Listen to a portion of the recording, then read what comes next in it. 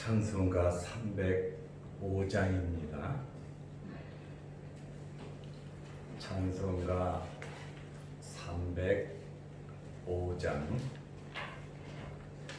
나 같은 죄인 살리신 주의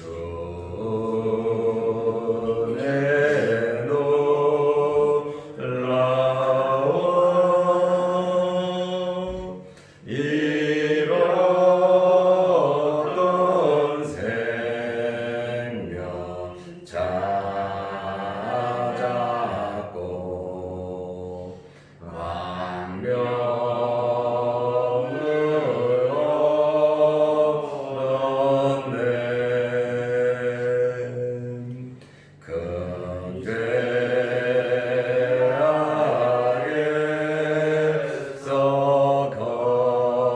건지신 주의 고마움 나 처음 믿은 그 시간 귀하고 귀하나 이제껏 내가 산 것도 주님의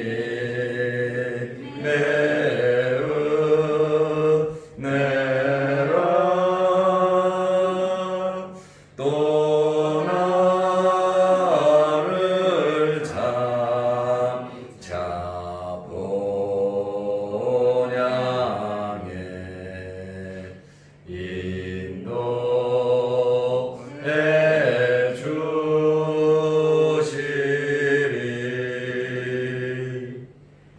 거기서 우리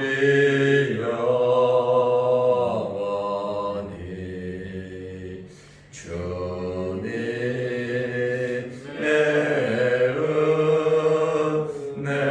은혜로 해처럼 밝게 살면서 주 찬양하리라.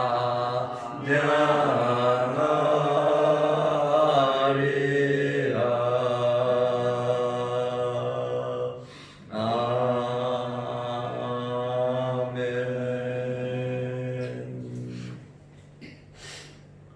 사도신경으로 우리의 신앙을 고백하겠습니다. 전능하사 천지를 만드신 하나님 아버지를 내가 믿사오며 그 외아들 우리 주 예수 그리스도를 믿사오니 이는 성령으로 인대하사 동정녀 마리아에게 나시고 본디오 빌라도에게 고난을 받으사 십자가에 못 박혀 죽으시고 장사한 지 사흘 만에 죽은 자 가운데서 다시 살아나시며 하늘에 오르사 전능하신 하나님 우편에 앉아 계시다가 저리로서 산자와 죽은 자를 심판하러 오시리라. 성령을 믿사오며 거룩한 공회와 성도가 서로 교통하는 것과 죄를 사하여 주시는 것과 몸이 다시 사는 것과 영원히 사는 것을 믿사옵나이다. 아멘. 하나님의 말씀 갈라디아서 4장 1절에서 7절 말씀까지 보겠습니다. 내가 또 말하노니 유업을 이을 자가 모든 것의 주인이나 어렸을 동안에는 종과 다름이 없어서 그 아버지가 정한 때까지 후견인과 청지기 아래에 있나니 이와 같이 우리도 어렸을 때에 이 세상의 초등학문 아래에 있어서 종노릇하였더니 때가 차매 하나님이 그 아들을 보내사 여자에게서 나게 하시고 율법 아래에 나게 하신 것은 율법 아래에 있는 자들을 속량하시고 우리로 아들의 명분을 얻게 하려 하시리라. 너희가 아들이므로 하나님이 그 아들의 영을 우리 마음 가운데 보내사 아빠 아버지라 부르게 하셨느니라. 그러므로 내가 이후로는 종이 아니요 아들이니 아들이면 하나님으로 말미암아 유업을 받을 자니라. 아멘. 7절 말씀까지 보았습니다. 지금 비유로 말씀을 하고 있습니다. 이 비유를 통하여 대조를 하고 있는데 율법 아래에 속한 삶에 대해서 또 복음 안에서 예수 믿고 구원받은 자유로운 삶에 대해서 대조를 하고 있습니다. 어린 상속자가 있는데 이 어린 상속자는 주인입니다. 모든 것을 물려받을 주인이에요.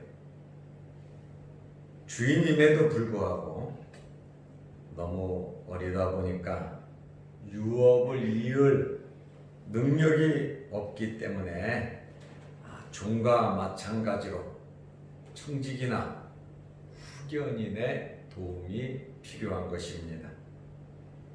그러나 이 어린 상속자가 장성하면 자신의 모든 권리가 회복이 되고 후견인과 청지기의 역할을 도움받을 필요가 없다는 것입니다. 오늘 바울이 갈라디아서 4장을 보면서 이러한 비유로 말씀을 하고 있어요. 이 비유를 통해서 우리는 세 가지 교훈을 얻을 수가 있습니다. 첫째로 율법의 권한과 기능은 시간적으로 제한이 되어 있다는 것입니다. 하나님께서 천사를 통하여 모세에게 율법을 주었습니다. 그러나 이 율법으로는 절대 구원받을 자가 없기 때문에 이 율법이 계속해서 세상을 지배한다면 구원받을 사람이 한 사람도 없다는 거예요. 그러나 이 율법은 어느 때까지만 지배를 한다. 시간적인 제한을 두었다라고 하는 그러한 말씀입니다. 오늘 갈라디아서 4장 1절 말씀에 보면 내가 또 말하노니 유업을 이을 자가 모든 것의 주인이나. 유업을 이을 자는 실질적으로는 주인입니다. 그러나 어렸을 동안에는 종과 다름이 없어서 여기 어렸을 동안 여기 어린 자가 나옵니다. 여기 어린 자라고 하는 이 헬라어 단어는 네피우스입니다. 이 네피우스라고 하는 단어는 첫째로 말을 못하는 자, 둘째로 젖을 먹는 자라는 뜻입니다. 그러면 이 어린 자라고 하는 이 단어는 미성년자를 의미하고 있습니다. 유대에서는 만 12세, 헬라에서는 만 18세, 로마에서는 만 25세를 의미합니다. 재산은 소유할 수 있어요. 내 거예요. 내 이름으로 돼 있으니까. 이미 다 물려받았으니까 내 것이지만은 재산권은 행사할 수가 없다는 거예요. 왜냐하면 어리다 보니까 판단력이 없기 때문에 권리도 없고 결정권도 없다는 거예요. 그것은 미성년자, 어리기 때문에 그렇습니다. 4장 2절 말씀해 보니까 그 아버지가 정한 때까지 후견인과 청지기 아래에 있나니, 아버지가 정해준 그 때까지 후견인이, 청지기가 그 재산의 주인인 것처럼 행사할 수 있다, 그 말입니다. 언제까지? 아버지가 정해준 때까지입니다. 로마에서는 만 14세까지는 아버지가 정해준 후견인이 재산을 관리합니다. 그리고 만 25세가 될 때까지는 청지기가 재산권을 관리합니다.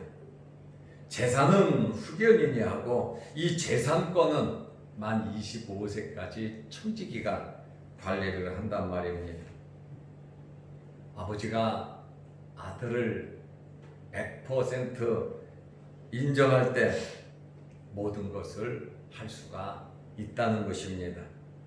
미성년자에게는 이러한 권리, 이러한 자유가 주어지지 않았다는 것입니다.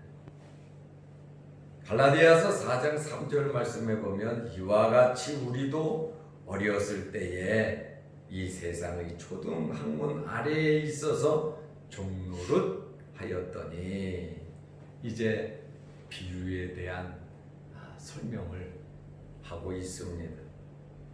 우리가 예수 그리스도를 통한 복음, 십자가와 부활의 이 복음을 받아들이기 전에는 율법의 지배 아래에 있었다고 말을 하고 있습니다. 하나님의 택함을 받았어요. 창세 전에 천국에 우리의 이름이 있다 말입니다. 하나님의 자녀임에도 불구하고 율법의 지배 아래 죄의 종으로서, 마귀의 종으로서 우리가 존재하고 있었다, 그 말입니다. 하나님의 자녀고 하나님의 택함을 받았음에도 불구하고 주님을 영접하기 전까지는 초등학문 아래에서 율법의 종으로, 죄의 종으로 살았다, 지냈다라고 하는 그러한 말씀입니다.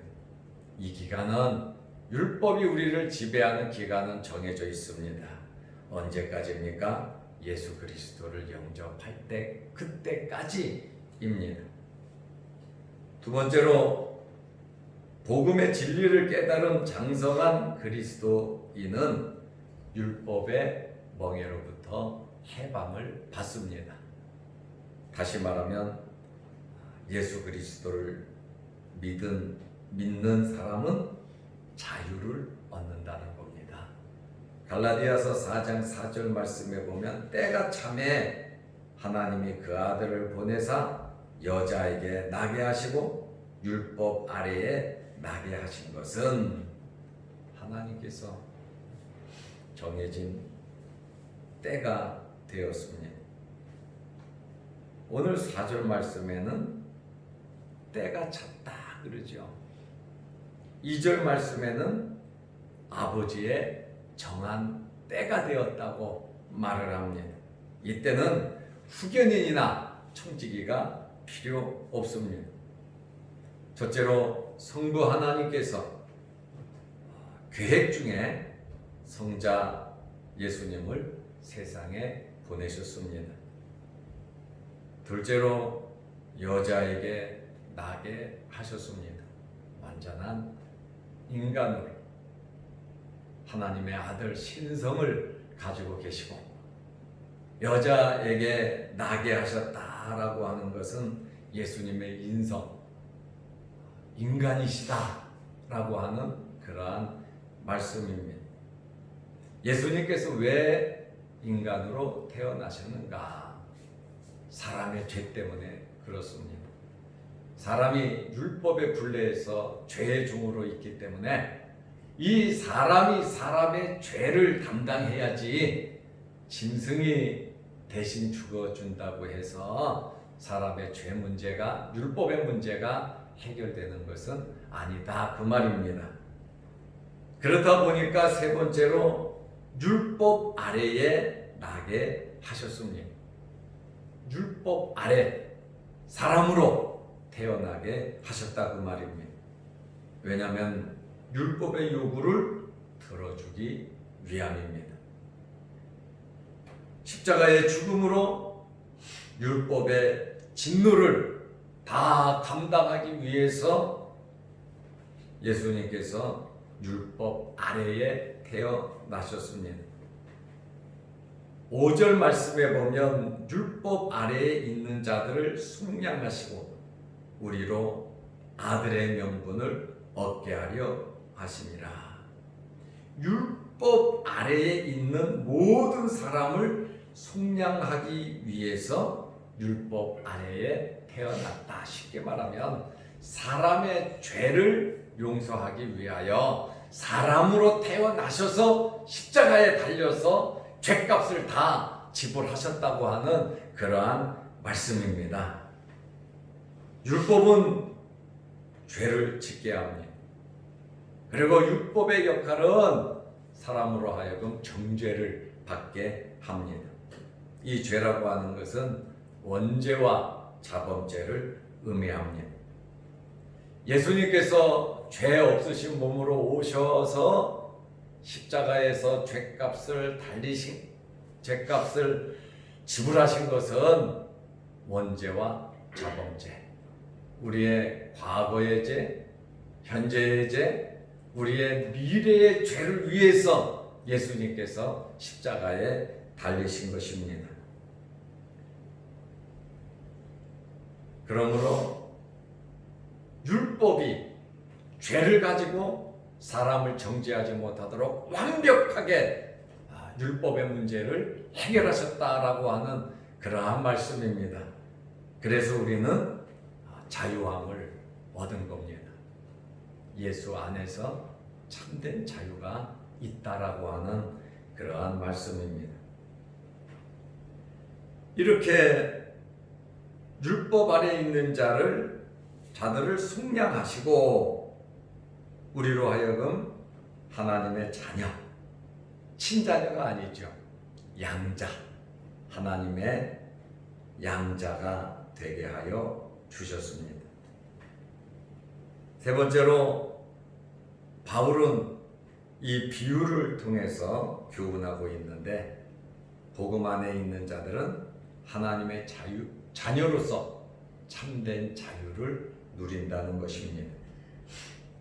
6절 말씀에 보면 너희가 아들임으로 하나님이 그 아들의 영을 우리 마음 가운데 보내사 아빠 아버지라 부르게 하셨느니라. 예수님을 통하여 죄의 모든 문제가 해결되었습니다.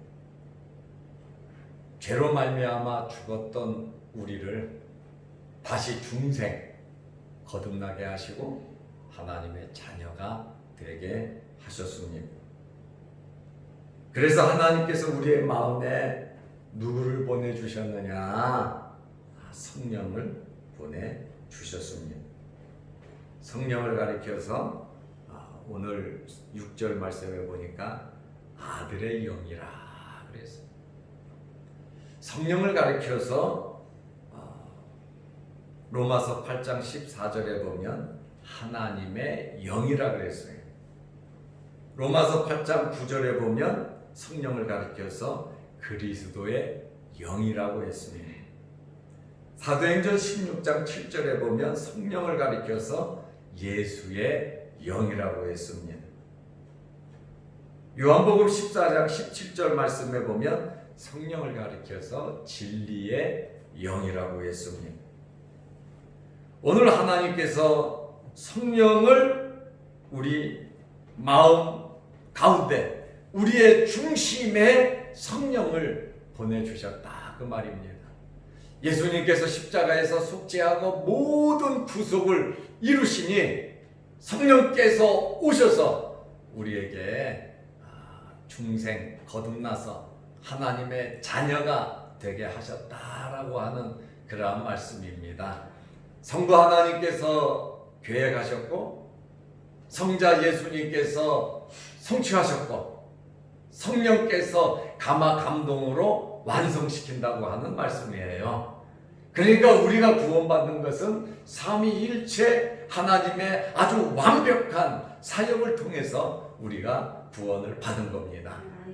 행위 언약을 깨뜨린 아담, 우리 인류의 대표, 행위 언약을 깨뜨림으로 우리에게는 구원의 길이 깨졌단 말이에요. 하나님과의 교제가 단절됐단 말이에요. 마귀의 자녀가 됐단 말입니다. 그러나 마귀의 자녀가 되었던 우리를 위해서 하나님께서 예수님을 사람으로서 여자에게 때가 되니까 나게 하셨습니다. 그리고 십자가에 달리셔서 모든 죄의 문제를 해결하고 예수님께서 십자가에 피 흘림으로 말미암아 아담이 에덴 동산에서 지은 그 원죄가 해결이 되고 우리가 태어나서부터 지금까지 지은 앞으로도 지을 모든 죄까지 용서하심으로 우리가 하나님의 자녀 양자가 된 것입니다. 다시 말하면 우리가 이사하듯이 주소지를 옮기듯이 마귀의 자녀에서 하나님의 자녀로 우리의 신분이 변화되었다. 그 말씀입니다. 그래서 성령께서 우리 마음에 내주함으로 우리는 성령의 전이 된단 말이에요. 성전이 되는 겁니다. 그러므로 우리의 몸이 성전이 되었으니 하나님 앞에 날마다 거룩한 제사를 드릴 수 있는 하나님의 자녀로서의 삶을 살아가시기를 바랍니다. 성령이 우리에게 거하시잖아요. 성령을 우리 마음 가운데, 우리 마음에 보내주셨다. 우리 마음 가운데 보내사 아빠 아버지라 부르게 하셨다. 성령이 우리는 하나님의 자녀로서 도장을 찍었다는 거예요. 인쳤다라고 하는 말이에요. 노예들마다 고대 시대에는 불로 달구어서 도장을 찍었습니다. 이것은 내 거다. 또 짐승에게도 도장을 찍었습니다. 이것은 내 거다. 성령께서 인치심으로 너는 하나님의 것이다. 이제 하나님의 것이 되었다라고 도장을 찍은 것이, 인친 것이 바로 성령께서 우리 마음에 내주하셨다. 우리로 하여금 거듭나게 하셨다라고 하는 그러한 말씀입니다. 그래서 우리가 하나님의 자녀가 되었는데 하나님을 뭐라 부르냐? 아버지. 그런데 오늘 여기에는 아빠, 아버지, 아빠라 이렇게 번역을 했습니다. 아빠라 그러면 굉장히 친근감이 있잖아요. 굉장히 이 친한 관계를 의미합니다. 이것은 아빠, 아버지라고 하는 것은 하나님과 아주 가까워진 사이를 말합니다. 죄로 말미암아 멀어졌던, 죄로 말미암아 하나님과 완전히 단절되었는데 이 죄 때문인데 예수님께서 사람으로 오셔서 이 죄의 문제를 완전히 해결함으로 하나님과 아주 가까운 아빠, 아버지, 아버지라고 부를 수 있는 아주 그러한 특권을 우리에게 주셨다라고 하는 그러한 말씀입니다. 그래서 7절 말씀에 보면 그러므로 내가 이후로는 종이 아니요 아들이니 아들이면 하나님으로 말미암아 유업을 받을 자니라. 예수를 믿으면 종이 아닙니다. 율법의 후견인이 필요 없습니다. 하나님의 자녀입니다.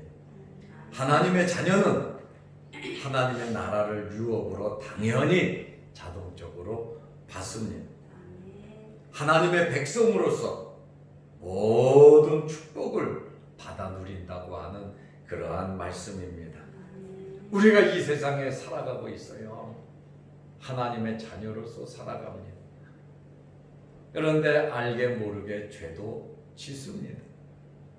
그러나 예수님께서 우리의 과거의 죄까지 다 해결해 주셨고 현재의 죄, 미래의 죄까지 해결해 주셨으므로 우리가 하나님의 자녀가 되었는데, 하나님의 자녀가 된 이후에 죄를 짓는 것은 어떻게 되냐? 하나님의 자녀로서 우리가 죄를 짓지만 그 죄는 지옥에 갈 죄가 아니라 하나님 아버지의 마음을 아프시게 하는 죄입니다. 세상 사람들은 지옥에 갈 죄를 짓지만 우리 믿음의 사람들이 짓는 죄는 아버지의 마음을 아프게 하는 거예요. 그래서 하나님께 날마다 요한일서 1장 7절에서 9절 말씀을 보면 우리가 죄를 자백하면 하나님은 미쁘사 우리의 모든 죄를 용서해 주신다고 말씀하셨어요. 그리고 우리가 죄가 없다, 나는 죄를 안 지었다 이렇게 말을 하면 하나님을 거짓말쟁이로 만드는 것이라 말하고 있습니다. 우리가 죄를 지어요. 죄를 짓지만 지옥에 갈 죄가 아니단 말이죠. 그것은 하나님의 마음을 슬프게 하는, 하나님의 마음을 아프게 하는, 우리가 아빠 아버지라 부르면서 아버지의 마음을 아프시게 안 하려고 우리는 노력하고 있습니다. 너희 착한 행실로 하늘에 계신 아버지께 영광을 돌리게 하라 그랬잖아요. 우리가 착한 행실 믿음으로 살아야 되는데 때로는 그렇지 못할 때도 있다는 거예요. 그렇다고 해서 우리를 지옥으로 버리는 것이 아니라 하나님께서 사랑하기 때문에 징계를 하는 것이고, 징계를 받음으로 회개하고 하나님과 관계가 또 다시 회복이 되는 거예요. 그러므로 하나님의 자녀는 하나님께서 천국 갈 때까지 끝까지 붙잡아 주십니다. 절대로 하나님께서 우리를 놓지 않으십니다. 내가 하나님을 붙잡은 것이 아니라 하나님께서 우리를 붙잡고 계신다는 거예요. 그것이 바로 성도의 견인입니다. 언제까지? 천국에 갈 그때까지 하나님께서 성령으로 인을 쳤는데 마귀가 뺏어가려고 하죠. 마귀가 다시 자기 것을 만들려고 하죠. 그러나 절대로 마귀의 것이 되지 않습니다. 왜? 하나님의 것이기 때문에 그렇습니다. 하나님의 것을 누가 빼앗아 가겠습니까? 그러므로 우리가 하나님의 자녀가 된 것은 우리의 공로, 우리의 힘, 우리의 노력이 아니라 하나님께서 계획하시고 하나님께서 그 계획을 이루기 위하여 성자 예수님을 이 땅에 보내시고 십자가에 달려 돌아가심으로 우리가 죄에서 용서함을 받았고, 성령께서 우리의 마음에 감화 감동을 주사 하나님의 자녀로 부르시고 중생케 하시고 하나님의 자녀로 인쳐주시고 우리를 천국 백성 양자로 삼아주셨다 그 말이에요. 언제까지 지켜주시느냐? 천국에 가는 그때까지 하나님께서는 하나님의 백성을 지켜주신다고 하는 그러한 말씀입니다. 그러면 우리가 죄 문제가 해결됐다고 마음대로 우리가 죄 져도 괜찮다? 이렇게 생각하는 사람은 아직 구원받지 못한 사람입니다.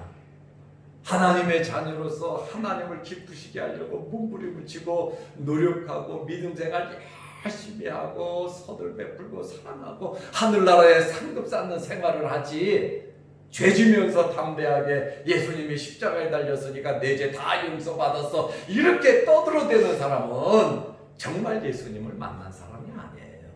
예수님의 그 십자가의 그 고통을 생각하면 천번 만번 눈물을 흘려도 그 은혜 감사할 수도 없고 보답할 수도 없는데 어떻게 또다시 예수님을 십자가에 못 박을 수 있겠습니까? 우리는 하나님의 자녀로서 이제 율법의 지배 아래 있는 것도 아니고 마귀의 지배 아래 죄의 종노릇 할 필요도 없고 예수 그리스도를 통하여 우리는 참 자유를 얻었습니다. 하늘나라의 상금 많이 쌓고 이 세상에 짧은 삶을 살아가면서 하늘나라의 상금 많이 쌓고 우리와 우리 자손들이 하나님의 복을 받아 누릴 수 있도록 영적인 복과 물질적인 복과 건강의 복을 받아 누리고 또 천국에 가서는 많은 상급을 쌓아서 하나님께 칭찬 듣는 저와 여러분들이 되시기를 바랍니다. 기도하겠습니다. 거룩하신 하나님 아버지, 오늘 주말입니다. 내일 거룩한 주일을 잘 예비할 수 있도록 은혜 베풀어 주옵소서. 한 주간 동안도 우리가 주의 전에 나와 예배드리며 또한 영상을 보면서 말씀을 나누고 하나님 앞에 함께 기도하게 하심을 감사합니다. 하나님 아버지, 짧은 세상 우리 살아가면서 하나님의 자녀의 권세를 가지고 살아가게 하여 주옵소서. 하나님을 기쁘시게 해드릴 수 있는 저희들 되게 하옵시며 우리에게 있는 크고 작은 어려운 문제를 가지고 하나님 아버지 앞에 기도드릴 때 아버지께서 모든 일을 해결하여 주시옵소서. 하나님 아버지, 코로나19로 인하여 세계가 어렵고 우리나라 대한민국도 어렵습니다. 이 팬데믹, 이 사태를 하나님께서 진정시켜 주옵소서. 하나님 아버지, 모두 생업에 종사하고 자유롭게 예배드리며 전도하며 하나님께 영광 돌릴 수 있도록 하나님 크신 은혜 베풀어 주시고 우리나라 대한민국에도 복을 내려 주셔서 코로나19를 퇴치하기 위해서 노력하는 방역당국과 또한 의료진들과 이 어려움을 감내하며 2.5단계 거리두기를 실천하고 또 사업을 하면서 손해를 감수하면서 이렇게 수고하고 애쓰는 대한민국 국민들에게도 하나님께서 위로와 복을 내려 주옵소서. 또한 예배에 제약을 받으며 어려움 중에 있는 한국 교회부에도 함께하여 주셔서 마음 놓고 하나님을 찬양하며 경배할 수 있도록 하나님께서 교회마다 은혜를 베풀어 주시되 한국 교회가 방역 수칙을 정말 잘 지키면서 하나님께 예배 잘 드릴 수 있도록 은혜 베풀어 주시옵소서. 필요값주고 세워주신 자양동 교회와 모든 성도들을 가정과 생업을 지켜주시고 또 우리 믿음의 자녀들이 군대에 가 있고 또한 공부하기 위해서 외국에 가 있고 또 업무차 외국으로 출타 중인 우리 자녀들도 있습니다. 또한 생업을 위해서 지방에 나아가 일하는 우리 교회 직원들도 있습니다. 하나님 아버지, 자양동 교회 모든 성도들의 가정과 생업에 복을 내리시고 또 이제 환절기에 몸 상하지 않도록 하나님께서 건강을 하여 주시되 코로나19가 절대로 침투하지 못하도록 하나님께서 지켜 보호하여 주시옵소서. 오늘 이 새벽에도 하나님께 기도드립니다. 우리의 기도를 들어주시고 내일 거룩한 주일을 잘 예비할 수 있는 좋은 시간들이 되게 하옵소서. 예수님의 이름으로 기도드리옵나이다. 아멘. 하늘에 계신 우리 아버지여, 이름이 거룩히 여김을 받으시오며 나라의 임하옵시며 뜻이 하늘에서 이룬 것 같이 땅에서도 이루어지이다. 오늘날 우리에게 일용할 양식을 주옵시고 우리가 우리에게 죄 지은 자를 사하여 준 것 같이 우리 죄를 사하여 주옵시고 우리를 시험에 들게 하지 마옵시고 다만 악에서 구하옵소서. 대개 나라와 권세와 영광의 아버지께 영원히 싸움나이다. 아멘. 자유로 기도하시고 돌아가시기 바랍니다.